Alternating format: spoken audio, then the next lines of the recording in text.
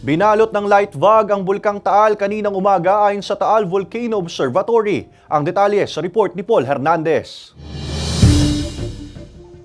Hirap mabanaag ang Taal Volcano sa baybay ng halang sa Lipa City hanggang magtanghali kanina. Naobserbahan din ang hazy condition maging sa downtown ng Lipa. Ayon sa Taal Volcano Observatory, nairehistro ang light volcanic smog o VOG sa Taal Volcano Island. Kaninang mga around 10 po, meron po kasi mga voluminous steaming na umabot na hanggang 2,400 meters high. Mabagal daw ang hangin sa himpapawid sa 1 meter per second kaya hindi nababasag ang steaming pero bumilis din pagsapit ng hapon. Right now, nasa nasa 3 meters per second. Kapag continuous po yung wind speed na ito, matatangay na po ito, sir. Wala namang nalalanghap na nakasusulasok na amoy sa paligid. Ipinapaalalang mag-face mask kung makakalanghap ng asupre at iwasan muna ang outdoor activity.